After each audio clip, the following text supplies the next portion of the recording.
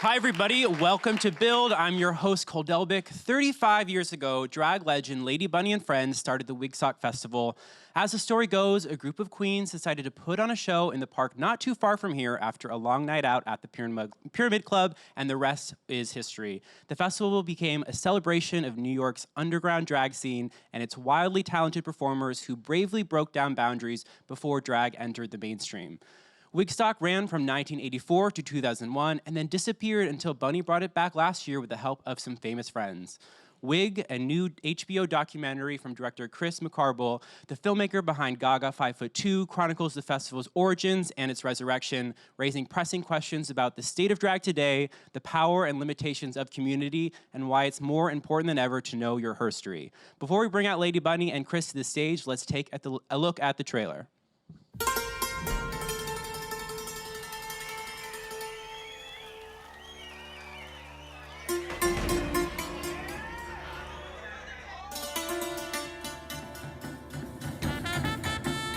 I needed Wigstock to find people in this world that are fighting a similar fight. It's humanizing to be this close together. The proportioning of drag is an aggression. It's a heightened femininity because femininity is the aggression.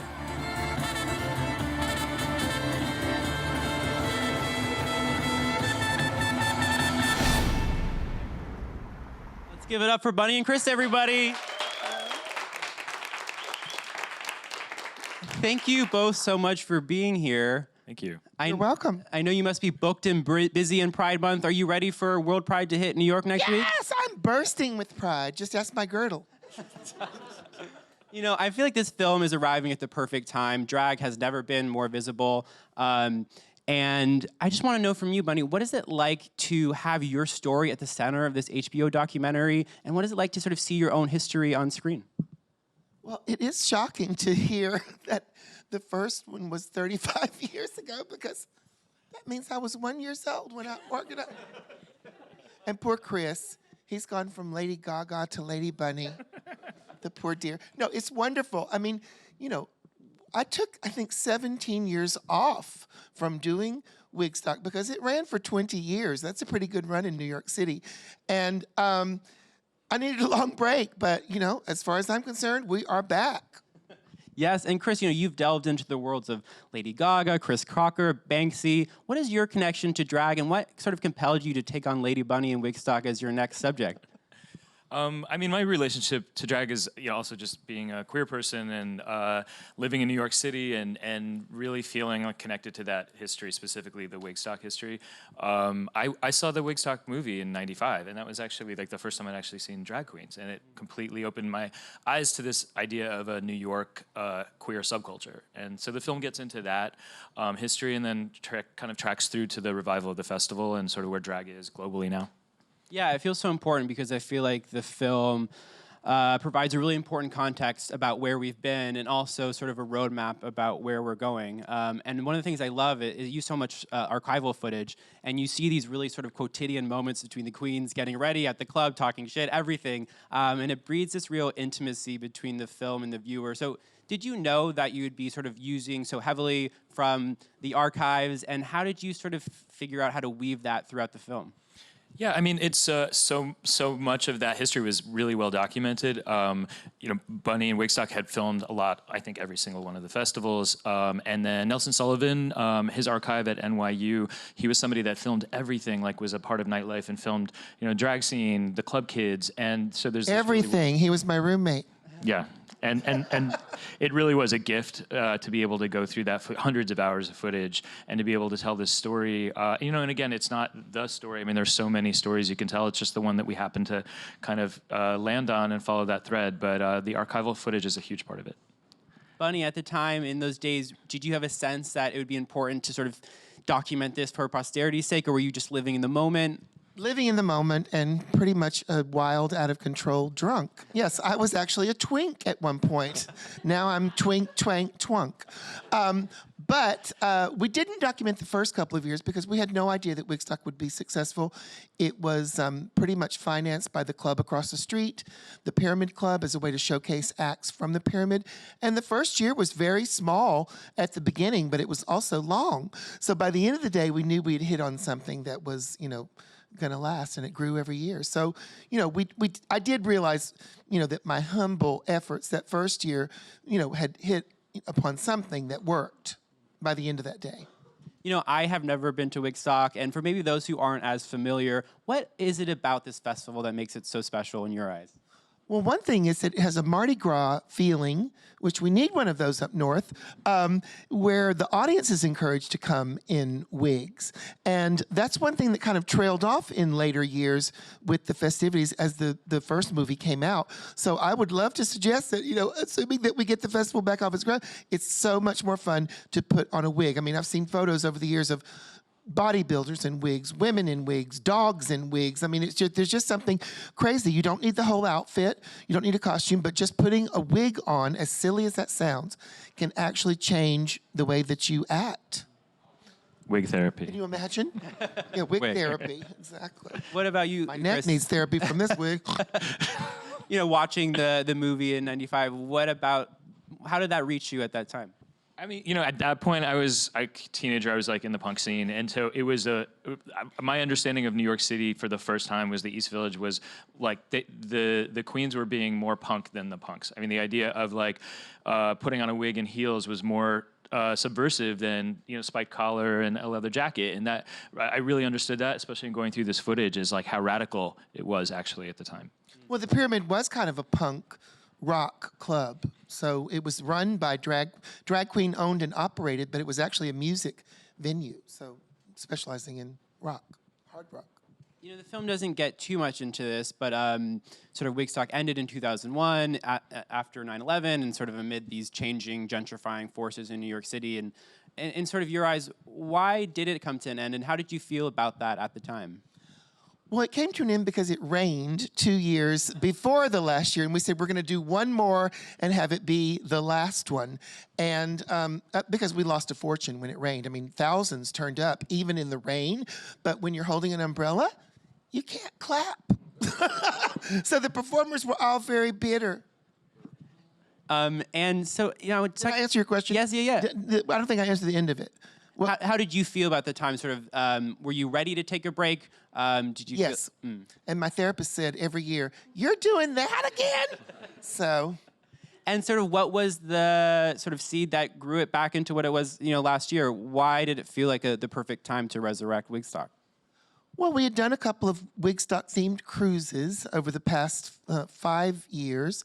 And I was, like I said, I took a 17-year break. I mean, that was enough for even Lazy Bunny. So, I just thought it was a good time to do it. We could use a party right now, I mean, everyone is saying that Wigstock was like a hipper version of Gay Pride Day. And Gay Pride Day has become rather corporate and is not, you're not likely to see nudity or political statements as much as you are at Wigstock. So I don't know. I just felt like, I mean, it's my baby.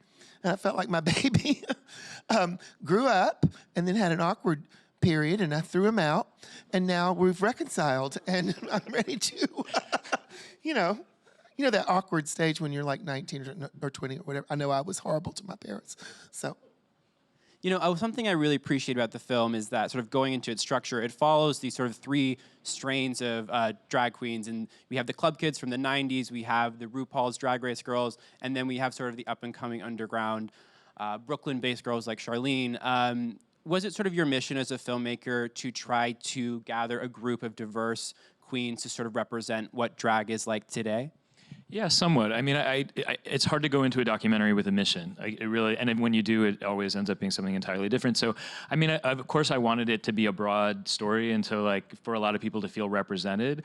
But I didn't really know what that looked like. But for me, I guess I was learning a lot as I was making it, and to realize that there was this moment in the underground in New York in the East Village, and it really was the birth of Drag Race to a certain extent. I mean, Wigstock really set the stage for RuPaul and World of Wonder, who went on to make that original kind of idea of drag really became a global phenomenon through those people, and that's kind of incredible to watch that transition happen. But in the meantime, New York still has its own underground scene, and for me at least, realizing that that'll always persist no matter what. And World of Wonder was actually one of those bands, as was RuPaul, that performed back in the Pyramid Club.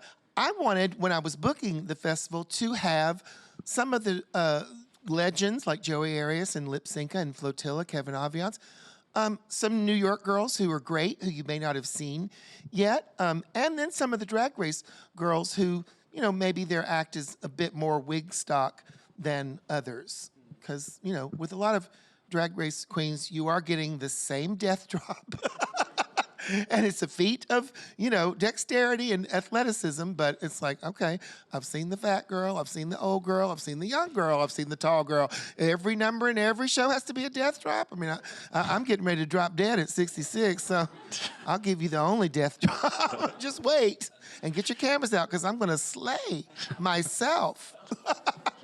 You know, I think you sort of bring up an interesting point that if you're making a piece of art about drag today, it's sort of unavoidable that you have to address the behemoth that is RuPaul's Drag Race, especially given the origins of Wigstock. Sort of going into the film, did you know how you were going to tackle that sort of complex worldwide phenomenon? Did that present any sort of challenges or hesitations? Yeah, I didn't know, and it really was informed by the people in the film and their relationship with the show and their feelings on the show. I mean, for the most part, we stay off of it because it's not the story. And it's also very well represented right now. They have a tremendous platform and they're able to tell their story. So more than anything, it was a great opportunity to highlight a lesser known aspect of the drag world. We just want a little piece of the spotlight, Rue, just once a year. Bunny, you say We something. got 3 shows on, honey. Cut us some slack. In the documentary, you talk about not wanting to go on the show because it gives you a certain freedom to sort of read these queens for filth. And, you know, have you sort of enjoyed existing a bit as a counterpoint to the show, being that you're incredibly successful and legendary on your own right, you know, without having to go through that machine, becoming a contestant? Well, I actually was on All Stars 4. I meant as a competitor, because there's always rumors, oh, Coco Peru and Jackie Beat are going to go on, you know, Drag Race. Well, the fact is that's probably never going to happen, mainly because a variety of reasons. But I exist fine with Drag Race, but the girls from Drag Race that I picked to be in this show, Bianca, Willem, Sharon Needles, Jinx Monsoon, they're going to kill me if I leave one out. Alaska. They've all got acts. You know, they've all got their own vibe, and they had an act before they went on Drag Race. So they didn't just, you know, learn. They've got their own vibe. You know, they're not just doing what everyone else is doing. And we also see the film sort of track Naomi Smalls at certain points and Willem. What about those two performers appealed to you, Chris? Well, I mean, I love Naomi. Naomi represents a very new generation of drag that, for me, felt like they got to benefit, obviously, from the work of Wigstock, but also were doing their own thing that was completely based on their own generation, their own experience. So, and Naomi is just really cool, and I was excited to, you know, get to interview them. Willem also, you know, is on the Wigstock stage. Willem is incredibly funny. Willem had a lot to say, and you know, with docs, you don't really have this like perfect list of people. These are the people that are going to be in the film. It's this sort of organic experience, and how it all comes together is like sometimes really random. But And Willem is also friendly with Neil Patrick Harris and David Burtka, and he may have put a bug in their ear or recommended this whole project. So thanks to him. Yeah. Her, whatever. You're mentioning them. They really helped shepherd this film. Neil performs at Wigstock as a head wig persona. Talk about their involvement a bit and how they sort of came on board. Well, originally they had asked me about a reality show, which we were going to try to bring Wigstock back in maybe 6 episodes, then bring it back and have the final 2 episodes, or episode B, the festival itself. And that fell by the wayside, and a few months went past, and suddenly I got an email saying, the document, you know, it's going to be a documentary. We're going to do the festival. So I was overjoyed. I was like, that's easy. I would love to see that reality TV show anytime, you know. still happen. Well, it was predicated on Neil wanting to call me to put on Wigstock, and me mistaking that in my delusional way for him wanting to get into my panties, you know, because he is quite a looker, that Neil. What really strikes me about this film, it sort of sits at the center of this tension between drag becoming a more mainstream art form and also the desires for it to be very LGBTQ specific and the sort of we've got a secret mentality. I'd like to hear from both of you. What do you think is sort of gained, but also maybe lost from drag becoming this increasingly popular worldwide phenomenon? Well, I mean, in Wigstock, the movie, there is nudity. That's not going to be mainstream. Dirty material, swearing, that's not going to be mainstream. You're not going to get that on VH1. Yeah, I mean, on VH1, they often frown on jokes about drugs. So, I mean, drag is very mainstream now, and it's actually very cookie cutter. So many of the queens look exactly alike, with that white stripe down the front of their nose. And I'm sorry, I like white lines under my nose. But it's also, bordering on elitist because it's like there's status symbols involved with drag. Like, you need a lace front wig. No, you don't. I've never owned one. I have bangs. Okay? And if this is like 5 wigs, if I had to wear lace front, this would be $10,000. I would be robbed on the way to work by some aspiring drag queen. Or specialty makeup products. You do not need specialty expensive, makeup products, the kind that they all held up in the makeup. Like, they put it on and they're like, I'm like, girl, please. It's not very inclusive, is it? So my own act is not mainstream. It's dirty and twisted. Sometimes too twisted for gay pride, which is why we need Wigstock to be a wilder, more insane version of gay pride without so many rules.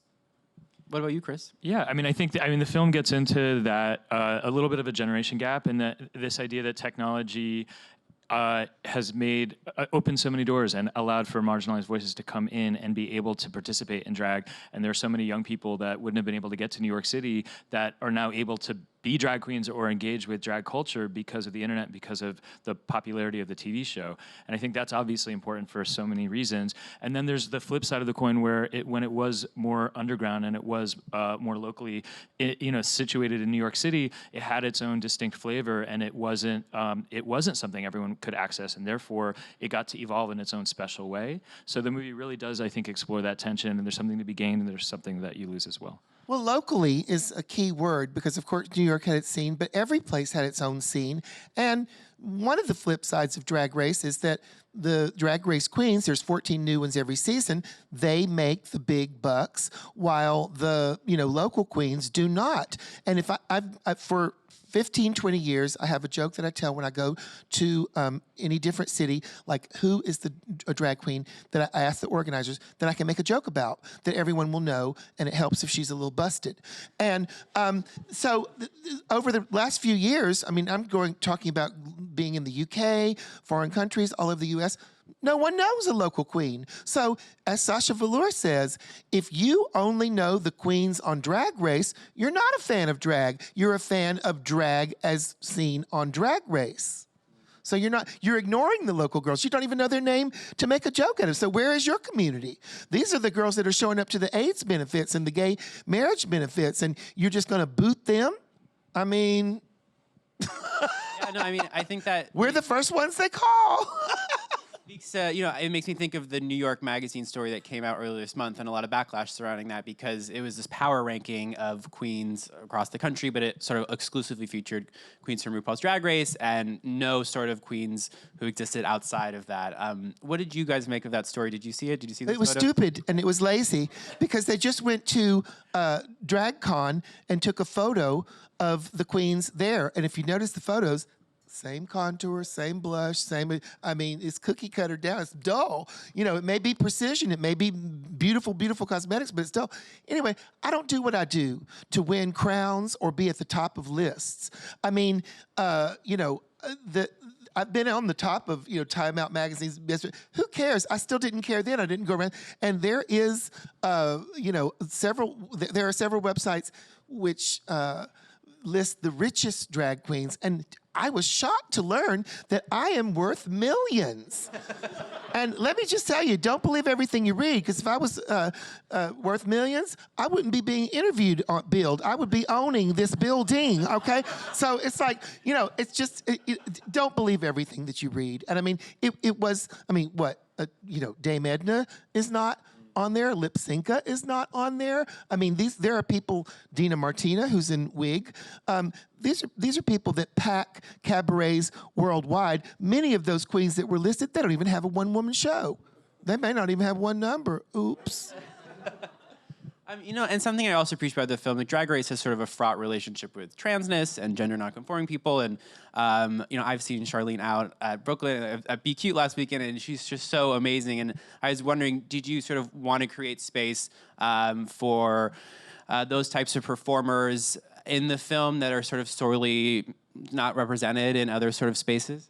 Sure, yeah. I mean, again, the movie is really a focus on the underground and what Wigstock was, and which really does exist still in New York. There's Bushwig, and then there's Charlene and Charlene's house, Casa Diva, and, you get a window into the fact that they don't want to be on Drag Race. They're not aspiring to climb that mountain. They have their own thing, and it's local, and it's going to continue on no matter what.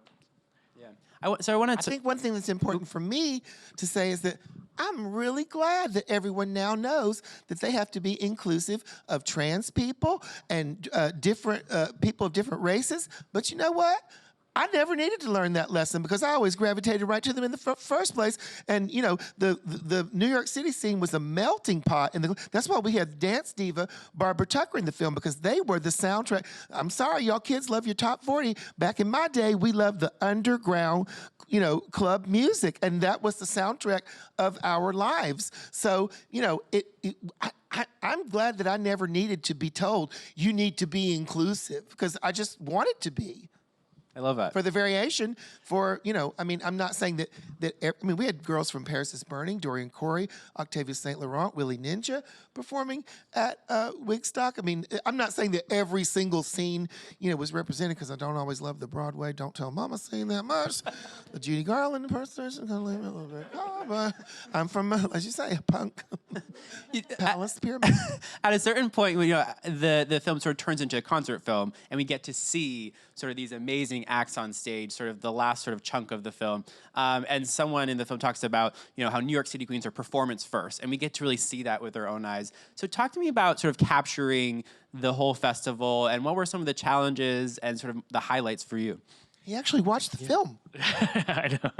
Thank with you my for dad, I watching it, said. of course. It's great. The actual festival, I wanted to shoot it as big and cinematic as possible. I feel like, we've seen drag queens represented in clubs and on television, but I hadn't really seen a film or any concert footage where they were shot like rock stars. And that was really the idea with this, was like light flares and sweeping cameras and drones, and just to try to capture a feeling of what it must be like to actually be on stage, and really also shooting in that direction back out to the audience. So you do kind of get this sense of both them and the feeling of being in that moment. And the performance aspect is really important, and the performance aspect is diminished on Drag Race, which is how most people view drag, through a prism of. Now, on Drag Race, you lip sync for your life. You perform only if you've lost. You perform a song which may not be in your repertoire, and you perform the same song with someone else. So Drag Race actually de-emphasizes performance in favor of challenges, which may be wonderful and may be entertaining, but if you're booked at a club, you don't do a challenge, you do your act. And you may have spent 3 hours on your makeup with the most expensive products on earth, but that's cute on Instagram. When you walk out onto a stage, I'll applaud if you look great, but that's not gonna hold my interest for a whole set that you're performing. So I think it's good to get the performances back out there, because that's how queens used to be judged. It wasn't just a superficial, thing based on looks and styling. What were some of your favorite performances from this Wigstock last year?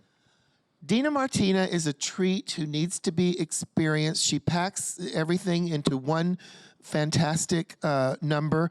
Michael Lynch is a New York City-based actor who delivers a phenomenal poem. I believe that poem is, it was written by an associate of Marsha P. Johnson, who was one of the rioters at Stonewall that made it all happen.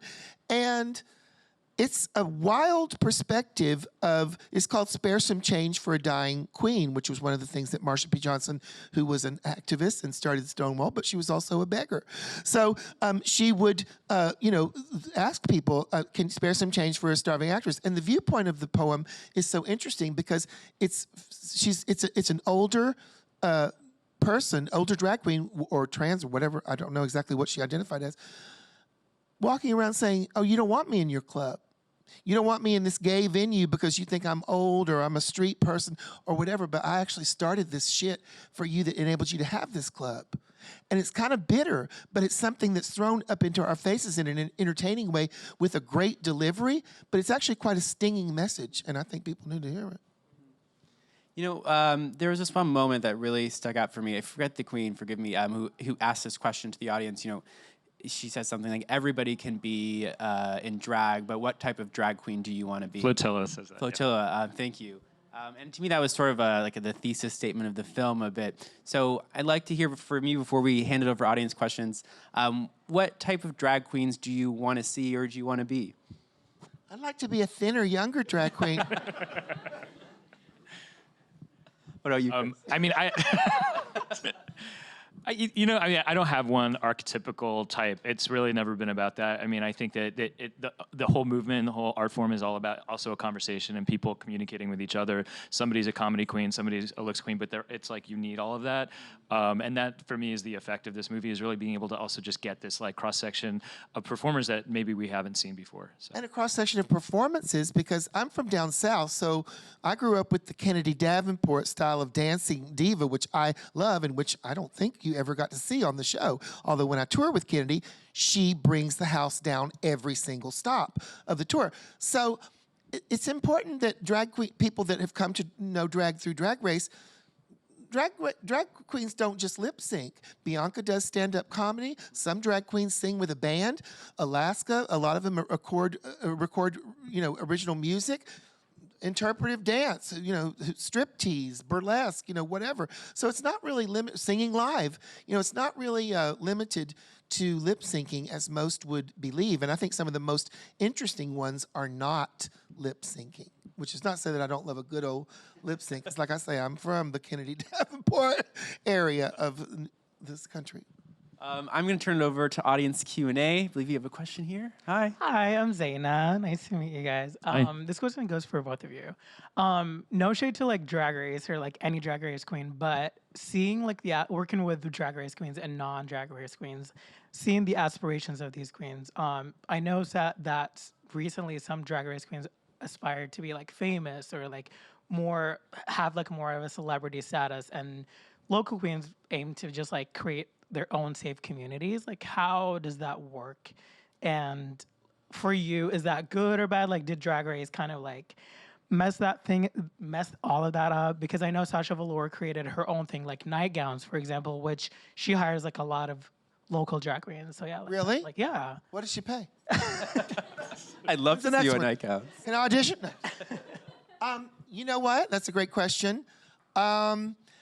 I'm not going to blame Drag Race. I'm going to blame reality TV, because this whole generation has grown up with no talents like Snooki, Paris Hilton, Kim Kardashian, and they're praising them as stars. Well, darling, I grew up with Diana Ross and Elizabeth Taylor. Those are stars. If you can't do anything, you don't deserve to be a star. But the lesson that it's taught people is train wrecks can be stars. So act evil, act ugly, and you'll get screen time.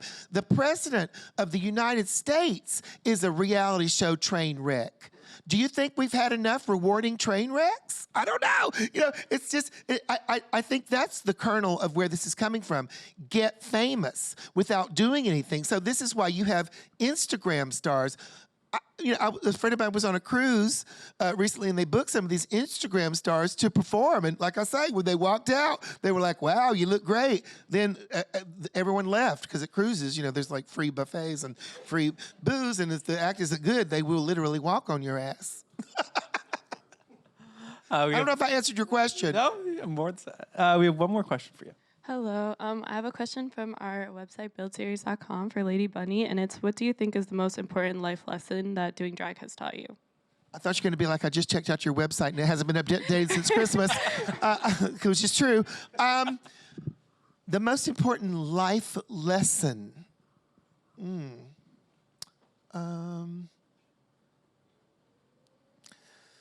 Well, I guess if pick something that you really love, because if it takes off, you're going to be doing it all the time.